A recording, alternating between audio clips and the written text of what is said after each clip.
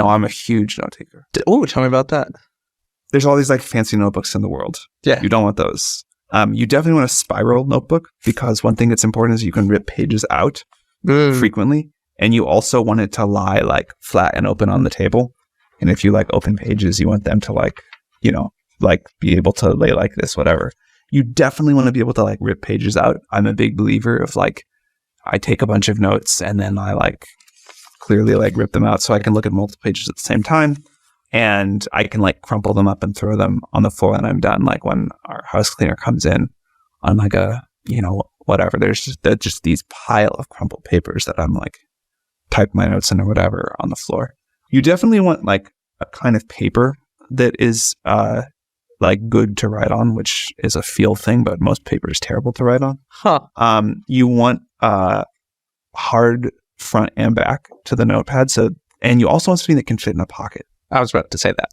I think the Uniball Micro 0.5 pen is the best pen overall, but the Muji 0.36 or 0.37 in dark blue ink is a very nice pen for other reasons. So those are the two I would use, but I think this kind of notebook and one of those two pens is the right answer. And how many notes you're writing per day on that thing? I go through one of these like every 2 or 3 weeks. Oh, wow. So you're taking a lot of... Well, you can see how much I've ripped out. Like this used to have like 100 pages in it. So that's how you think about it. So you're going to basically take the notebook and then you rip out the pages. Pretty and you much. don't have completed notebooks. I don't have completed notebooks. Wow. What inspired this? Where does this come from? Lots of trial and error. Many kinds of notebooks, many pens, many different systems. This one's really good.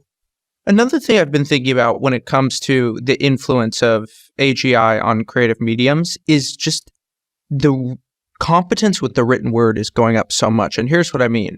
There's now, you know, with Sora, you can create videos using text as the input. Yeah. You can do that with music. You can do that with images. And that's a big change in terms of the influence of writing on our world. Again, for me, like writing is a tool for thinking most importantly. And I don't think that's going anywhere. And so I think it's really important that people still learn to write for this reason. In the same way that even if there's going to be like less traditional coding jobs, coding is a great way to learn to think too. Mm-hmm. So you should still learn to code. So when you say it's important that people learn to write, what does that mean? What it means to me is that I've like figured out this tool to think more clearly. Now, if there's a better way to think more clearly with AI, great, I would switch to that. I've definitely not found that yet. When you're sitting down to write and you're thinking about creating a focus state, what is it that you're doing in your process to really create that? I used to think like, oh, I got to get in the perfect place and I got to like set a time that I'm going to like go to this coffee shop and put on my noise canceling headphones and I'm going to be in writing mode. And now I will take any 11 minutes uninterrupted that I can get, like sitting in the back of a car, laying in bed, like whatever it is.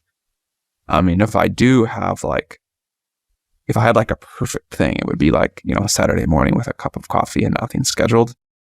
And that is great. Like if I got to sit down and like, if I have to write like a long thing, I will try to set that up. But most of it happens in like short chunks in the back of a car. You know what I use a lot is I use the voice feature. I take it and I ask it to just clean it up.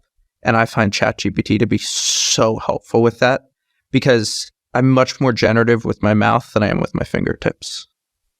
Interesting. For me, it's the opposite. Really? Yeah. I'm convinced there's ideas I would never have sitting and talking with people that I just need to sit and type for. This is like obviously a very common observation, but figuring out like the right amount of being with people, talking, you know, getting exposed to like a lot of ideas and then having some time alone to think, to write, to just sort of like do some deep work, whatever that is.